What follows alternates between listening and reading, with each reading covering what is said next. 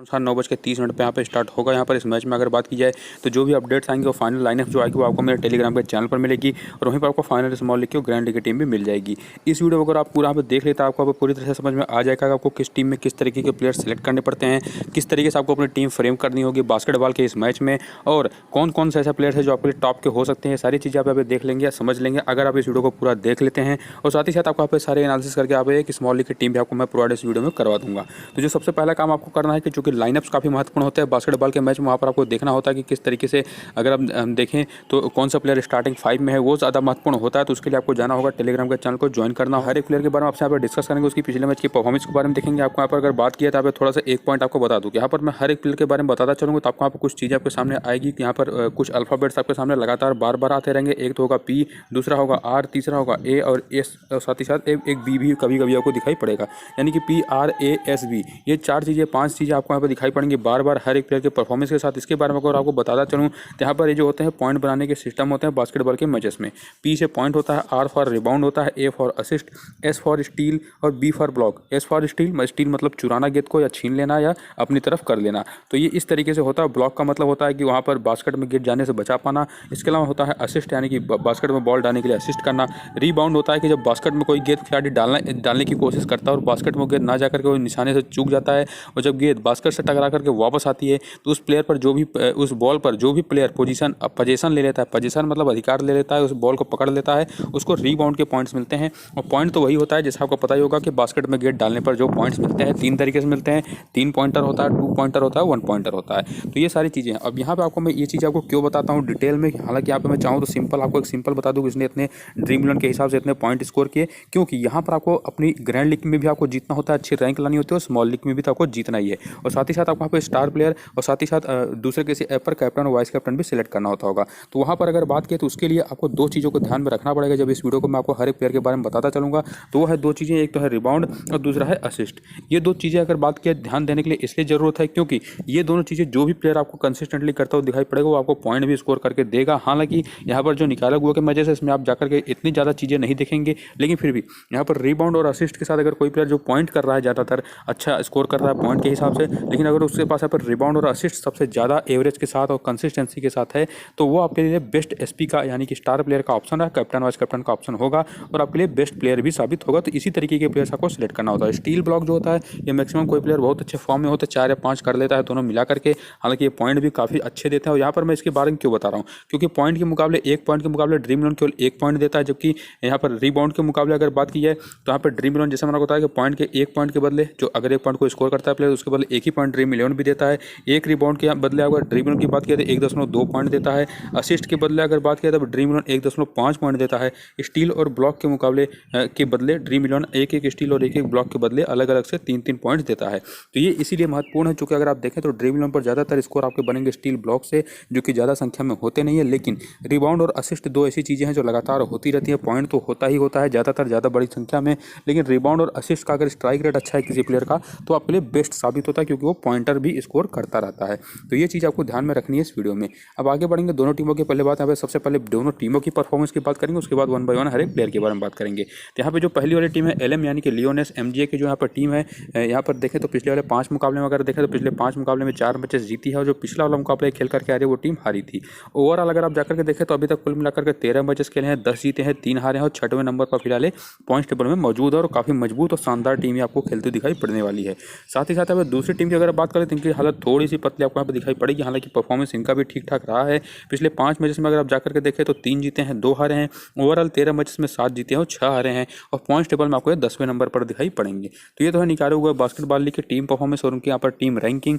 बात करें अगर यहाँ पर प्लेयर्स की परफॉर्मेंस की तो यहाँ पर जो होते हैं जैसा आपको बता दूँ कि बास्केटबॉल में दोनों टीमों की तरफ से 5 प्लेयर खेलते हैं कभी, और बास्केटबॉल 4 क्वार्टर्स में खेला जाता है, 10-10 मिनट के 4 क्वार्टर्स होते हैं, हालांकि कहीं कहीं 12-12 मिनट के भी 4 क्वार्टर्स खेले जाते हैं, यानी कि 48 मिनट का भी गेम खेला जाता है। लेकिन फिलहाल ओवरऑल कुल 40 मिनट का एक गेम होता है। वहाँ पर उसी हिसाब से अगर बात करें तो प्लेयर्स यहाँ पर रिप्लेस होते रहते हैं बीच बीच में, चारों क्वार्टर में भी किसी एक क्वार्टर में कुछ मिनट खेले, दूसरे क्वार्टर में कुछ मिनट खेले, उनको रेस्ट दिया जाता रहता है। तो जो उनको रेस्ट दिया जाता है तो उसके जगह पर सब्स्टिट्यूट प्लेयर या बेंच के प्लेयर आते हैं, तो उनके बारे में भी आपको इन्फॉर्मेशन होनी चाहिए कि ऐसा कौन सा प्लेयर है जो सब्स्टिट्यूट आ भी सकता है और आपके लिए कम क्रेडिट में अच्छी पॉइंट आपको यहाँ पर दिला सकता है। अगर निश्चित तौर से क्रेडिट की समस्या हो तो आप किसको सेलेक्ट कर सकते हैं ये आपको जानकारी होना सही है। तो इसके लिए आप बेंच के प्लेयर के बारे में भी जानकारी दूंगा। अब शुरू करें यहाँ पे 1 बाय वन हर एक प्लेयर के बारे में। तो लियोनेस एमजीए की जो टीम है इनकी तरफ से मेरे हिसाब से जो स्टार्टिंग 5 हो सकती है उसमें आपको एम गार्सिया खेलते नजर आ जाएंगे, जो पॉइंट गार्ड सेक्शन में आपको दिखाई पड़ेंगे ड्रीम 11 पर। पिछले वाले मैच में इन्होंने 5 पॉइंट किया, 5 रिबाउंड किया, 1 असिस्ट और 2 स्टील अपनी टीम की तरफ से इन्होंने किया था। अब बाकी मैंने आपको अभी कुछ देर पहले ड्रीम 11 के पॉइंट सिस्टम के बारे में बता ही दिया कि किस तरीके से पॉइंट पर कितना अवार्ड करती है यहाँ पर ड्रीम 11, यानी कि 1 पॉइंट पर 1 पॉइंट देती है, 1 रिबाउंड पर 1.2 पॉइंट, 1 असिस्ट पर 1.5 और 2 स्टील पर 3 पॉइंट यहाँ पर देगी, यानी कि 6 पॉइंट स्टील के हो जाएंगे। तो वीडियो को आपको पूरा देखेंगे तभी आपको अच्छी समझ में आएगी।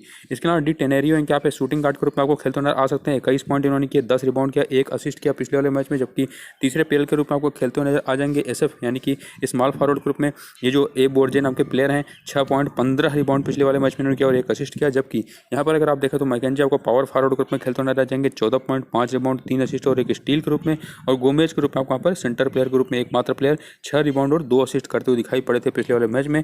ये हो सकते हैं मेरे हिसाब से स्टार्टिंग 5 यहाँ पर लियोनेस एमजीए की टीम या एलएम की टीम की। इनके बेंच के जो प्लेयर है जो आपको खेलते नजर आ सकते हैं, जो रिप्लेसमेंट्स किसी भी प्लेयर की जगह पर, उनमें से यहाँ पे सबसे बढ़िया अगर कोई प्लेयर की बात किया तो हो सकते हैं एम ओमियर। इन्होंने पिछले वाले मैच में 10 पॉइंट किए, 3 रिबाउंड किया, 1 स्टील किया। क्योंकि एल्वारेडो की बात करें जो आपको पॉइंट गार्ड में नजर आएंगे, 2 पॉइंट, 1 रिबाउंड और 1 असिस्ट किया। क्योंकि गैलार्डो जिनको पिछले वाले मैच में तो मौका नहीं मिला था, हालांकि थोड़ा सा खेल इन्होंने खेला था, कुछ फाउल इन्होंने कर दिए थे, पॉइंट्स इन्होंने कोई स्कोर नहीं किया था। इसके अलावा जी उमाना जो कि सेंटर प्लेयर ग्रुप में आपको खेलते हुए दिखाई पड़े थे पिछले वाले मैच में एज ए सब्स्टिट्यूट, इन्होंने भी पिछले वाले मैच में 2 पॉइंट और 4 रिबाउंड किए थे। तो ये हो सकता है अगर बात करें तो एलएम यानी कि लियोनेस टीम मैनागुआ की टीम के बारे में जानकारी और इनके प्लेयर्स की पूरी परफॉर्मेंस। आगे बढ़ते अगर बात किया बोनांजा की टीम की, तो जैसे मैंने आपको बताया कि इनकी तरफ से जो स्टार्टिंग 5 हो सकते हैं वो मेरे हिसाब से ये सारे प्लेयर आपको नजर आएंगे खेलते हुए। जिसमें आपको आर मैरियन आपको खेलते हुए नजर आएंगे पॉइंट गार्ड के रूप में, जिन्होंने पिछले वाले मैच में 8 पॉइंट किया, 1 रिबाउंड किया, 5 असिस्ट और 4 स्टील किया। इसके अलावा जिमिनेज हैं जिन्होंने पिछले वाले मैच में किया 20 पॉइंट, 3 रिबाउंड और 3 असिस्ट, जो कि आपको पॉइंट गार्ड सेक्शन में ही नजर आएंगे। हालांकि यहाँ पर आपको एक चीज़ और बता दो, आपको इस बात से कन्फ्यूज नहीं होना है कि 5 प्लेयर खेलते हैं, 5 पोजीशन हर एक प्लेयर की होते हैं। इसका मतलब ये नहीं कि जो प्लेयर आपको ड्रीम 11 पर पॉइंट गार्ड सेक्शन में दिखाई पड़ेगा वो पॉइंट गार्ड के पोजीशन पर ही खड़ा हो, वो कहीं पर भी खड़ा किया जा सकता है उसकी एबिलिटी के हिसाब से। तो इसके अलावा रेटरी हैं जो आपको शूटिंग गार्ड के रूप में नजर आएंगे। यहाँ पे 11 पॉइंट, 12 रिबाउंड और 1 असिस्ट और साथ ही साथ यहाँ पे 2 स्टील उन्होंने किया। पिछले वाले मैच में अगर बात की तो मैरियना ने अगर बात की तो इन्होंने यहाँ पे सिर्फ यानी कि स्मॉल फॉरवर्ड ग्रुप में खेलते हुए 14 पॉइंट, 1 रिबाउंड और 3 असिस्ट किया। और गोंजलेस ने पिछले वाले मैच अपने सेंटर प्लेयर ग्रुप में 16 पॉइंट, 6 रिबाउंड, 4 असिस्ट और 1 ब्लॉक अपनी टीम के लिए यहाँ पर किया था। इनकी तरफ से जो बेंच के प्लेयर्स यहाँ पे बेस्ट हो सकते हैं वो मेरे हिसाब से मैकरबिया क्रिस्टी होंगे। पॉइंट गार्ड ग्रुप में इन्होंने पिछले वाले मैच 5 पॉइंट, 4 रिबाउंड, 2 असिस्ट और 1 स्टील किया। जबकि मेजिया बस्टिलो की अगर हम बात करें तो शूटिंग गार्ड ग्रुप में उन्होंने 4 पॉइंट, 2 रिबाउंड और 4 असिस्ट किया। इसके अलावा गार्जन कोरकाए की अगर बात करें तो 2 पॉइंट की केवल इन्होंने स्कोर किया। पिछले वाले मैच थोड़े समय के लिए केवल आए थे। और यहाँ पर टोरिनो की अगर हम बात करें जो सेंटर प्लेयर ग्रुप में खेले थे, इन्होंने 3 पॉइंट, 1 रिबाउंड, 2 असिस्ट और 1 स्टील पिछले वाले मैच में किया था। तो ये तो रही हर एक प्लेयर की कंप्लीट परफॉर्मेंस। अब यहाँ पे आप देख सकते हैं कि किस प्लेयर ने किस हिसाब से, किस एवरेज से हर एक मैच में पिछले वाले मैच में अपना यहाँ पर किया था पॉइंट का स्कोरिंग, और कौन सा प्लेयर ज़्यादातर रिबाउंड और असिस्ट करा। जैसे आपको अगर यहाँ पर दिखाई पड़े तो इसमें सबसे बेस्ट ऑप्शन में से एक है यहाँ पर टेनारियो, जिन्होंने ना सिर्फ पॉइंट अच्छा किया बल्कि मिला करके 11 असिस्ट और रिबाउंड भी किए थे। और उसी तरह से बोर्जे भी, हालांकि इनका पॉइंट्स थोड़े से कम दिखाई पड़ेंगे, हो सकता है पिछले वाले मैच पॉइंटर इन्होंने स्कोर नहीं किया, चूंकि स्मॉल फॉरवर्ड जो सेक्शन होता है यहाँ पर ज़्यादातर अगर बात करें तो पॉइंट स्कोरिंग कम ही होती है। तो इन्होंने भी काफ़ी अच्छा रिबाउंड और असिस्ट किया। और इसके अलावा अगर बात किया और दूसरे टीम की तरफ से, तो यहाँ पर अगर आप देखेंगे तो आपके पास यहाँ पर भी कुछ ऑप्शन है। जैसे कि आपका पर रेटरी ग्रुप में एक ऑप्शन नजर आएंगे जिन्होंने काफ़ी अच्छा पॉइंट भी स्कोर किया काफ़ी सारे, और साथ ही साथ इन्होंने 12 रिबाउंड और 1 असिस्ट किया, और साथ ही साथ 2 स्टील भी, और एक गोंजलेस के रूप में भी एक ऑप्शन अवेलेबल है। तो दोनों टीमों की तरफ से 2 ऑप्शन ऐसे हैं जिनको आप अपनी टीम में कैप्टन या वाइस कैप्टन और साथ ही साथ स्टार प्लेयर ग्रुप में आप सिलेक्ट कर सकते हैं, 1-2 प्लेयर्स को रोटेट करके, और इसी हिसाब से अपने आप ड्रीम 11 की ग्रैंड लीग की टीमें भी बना सकते हैं। तो उम्मीद करूंगा कि अगर आपने यहाँ तक इस वीडियो को पूरा देखा होगा तो आपको पूरी तरह से अपनी एक टीम बना पाने में, फ्रेम कर पाने में मदद मिल पा रही होगी। खुद से आप स्मॉल लीग की टीम और 6 ग्रैंड लीग की टीम बना पा रहे होंगे, और ना सिर्फ बना पा रहे होंगे, अगर आपको बास्केटबॉल की जीरो नॉलेज भी होगी तो भी आप यहाँ पर बना पाने में सक्षम हो चुके होंगे। ये मेरी उम्मीद है आपको इस वीडियो को पूरा देखने के बाद। तो अगर आपको ऐसा लग रहा हो तो निश्चित रूप से वीडियो को लाइक किए बिना आगे मत बढ़िएगा। उम्मीद करूंगा कि 500 लाइक्स की यहाँ पे उम्मीद करूंगा आपसे मैं कि आप इसको जरूर पूरा करवाएंगे।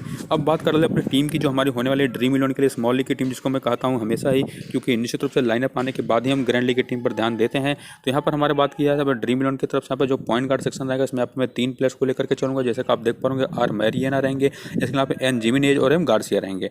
शूटिंग गार्ड ग्रुप पे मैं लेकर के जाऊंगा ई रेटरी को, डी टेनेरियो को, साथ ही साथ पे स्मॉल फॉरवर्ड ग्रुप में ए बोर्जे को, और पावर फॉरवर्ड ग्रुप में मैं एम मैकेंजी, और एकमात्र सेंटर प्लेयर प्लेयर जो हमारे रहेंगे ये रहेंगे गोंजालेज, और यही हमारे टीम के स्टार प्लेयर भी रहेंगे। जैसे कि आपने देखा होगा वहाँ पे हमने जो स्टार प्लेयर है कैप्टन ग्रुप पे आपको मैंने जो 4 ऑप्शंस बताए थे उसमें से एक थे और वन ऑफ द बेस्ट भी हैं। तो पिछले वाले मैच में सबसे बेहतर इन्हीं का स्कोर कार्ड यहाँ पर रहा था, तो इनको अपनी टीम का स्टार प्लेयर यहाँ पर चुन करके चलेंगे। बाकी ऑप्शंस आपके पास यहाँ पर रेटरी का भी अवेलेबल है, और जैसा मैंने आपको ऊपर 4 ऑप्शन बताए थे वो तो अवेलेबल है ही, उनको अलग अलग टीमों में आप रोटेट कर सकते हैं। और अगर आपको इसी टीम के साथ हर एक ऐप पर आपको जाना है, आपको वाइस कैप्टन के लिए दूसरा बेस्ट चॉइस जो रहेगा वो रहेंगे रेटरी, और कप्तान तो हमारे यहाँ पे गोंजालेज रहेंगे ही। तो इस तरीके से ये वीडियो होती है यहाँ पर कंप्लीट। वीडियो अगर आपको पसंद आई हो तो एक बार फिर से कहूँगा कि बिना लाइक किए आगे मत जाइएगा, कम से कम 500 लाइक्स आप इसको जरूर अपलोड कराइए, और साथ ही साथ चैनल को सब्सक्राइब नहीं किया होगा तो सब्सक्राइब करके बेल आइकन भी जरूर दबा दीजिएगा,